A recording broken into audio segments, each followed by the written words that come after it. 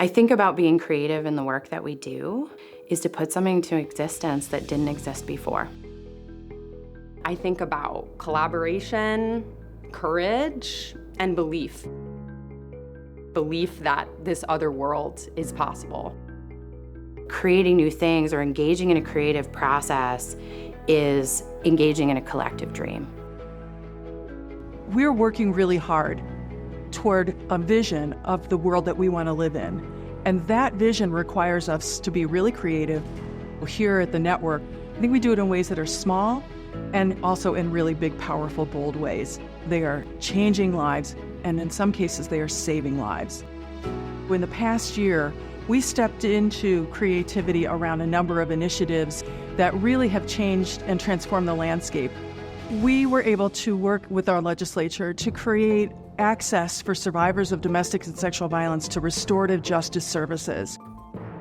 We were able to pass a law that gives judges the ability to consider emotional abuse when they're issuing protection orders. We launched a national leadership lab to uproot the causes of domestic and sexual violence called Amplify.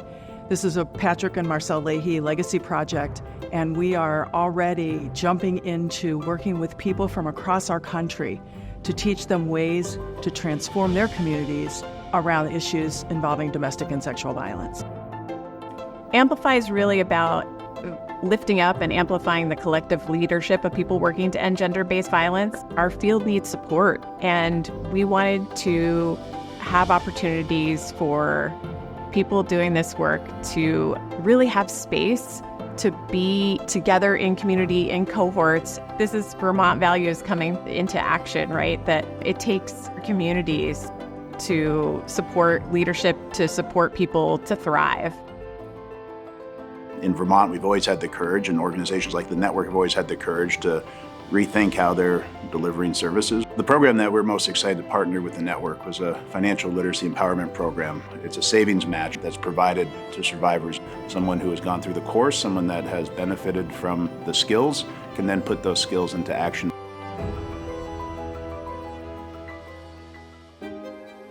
I think that we are really at a moment where it's our responsibility to imagine a different world.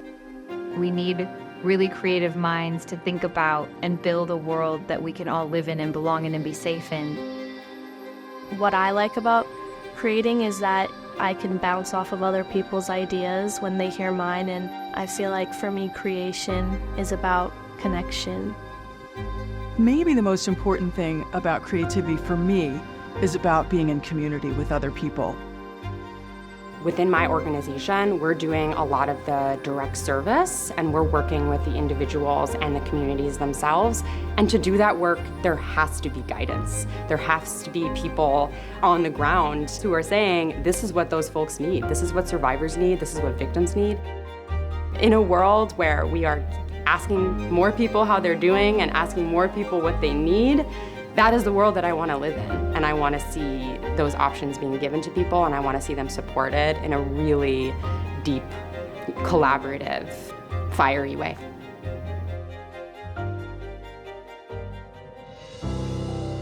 The Vermont Network perspective, the work that they lead, definitely influences us. We're very small. When we're fully staffed, we're 8 staff. The Vermont Network has a legal clinic that we access a lot. They also provide a lot of sort of technical support and resources. When I think about being a part of a movement, it is so essential to understand who else's work overlaps and strengthens my work. And the Vermont Network helps do that, helps bring people to the table that maybe we, over in our little corner of the state may not know of or may not be connected with. They're amazing thought partners. It gives us that strength to do all the layers of dreaming that are really needed to make something happen and to create something. You have to be creative in terms of what something different could be.